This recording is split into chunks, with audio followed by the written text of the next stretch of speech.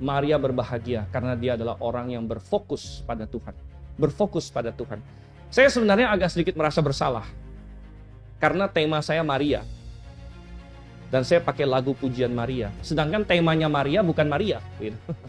Kalau Anda baca, ketika Maria memuji Tuhan, tema dia bukan diri dia sendiri. Diri dia sendiri disebut hanya 1-2 kali. Temanya Maria apa?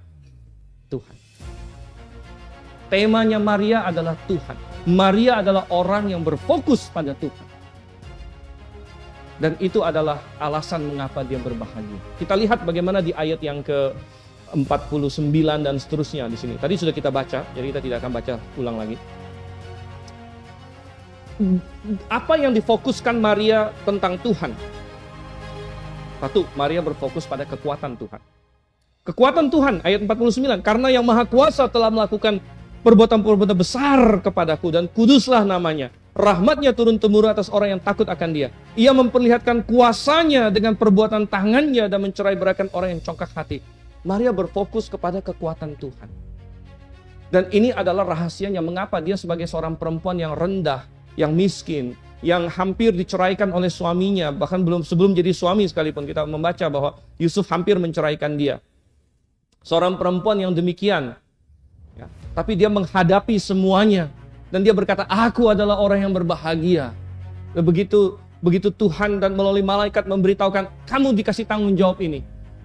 Dia tidak melihat ketidakmampuan dirinya. Dia melihat kemampuan Tuhan. Dia sudah diajar oleh malaikat ketika dia bertanya kepada Gabriel, bagaimana mungkin ini terjadi?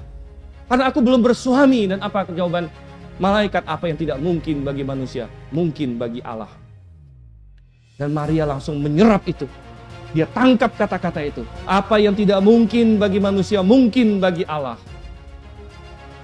Dan kalau Tuhan bisa membuat seorang perawan untuk melahirkan, apa susahnya bagi Tuhan untuk berbuat hal-hal ajaib dalam hidup kita, untuk menopang kita,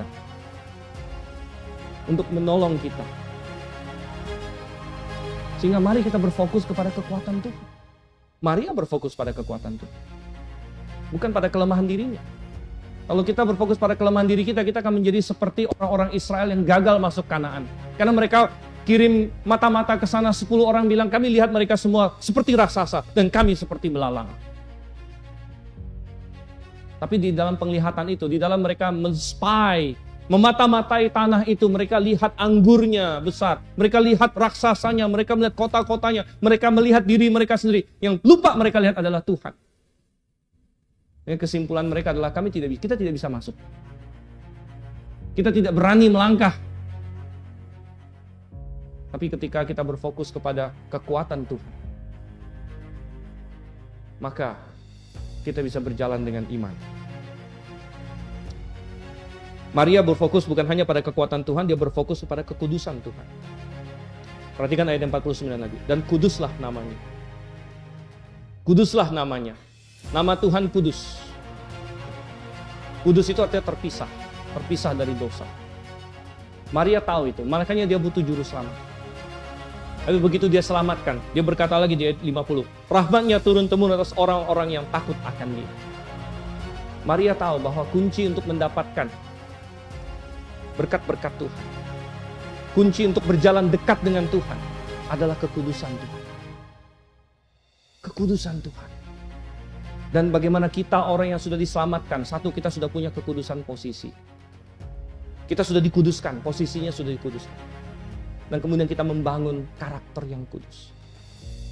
Kita membangun karakter yang kudus, kita berjalan dekat dengan Tuhan, maka kasih karunia Tuhan semakin kita rasakan. Karena kita mempersiapkan diri sebagai alat yang mulia untuk dipakai untuk maksud yang mulia. Kita berfokus pada kekudusan Tuhan. Mari kita cek diri kita.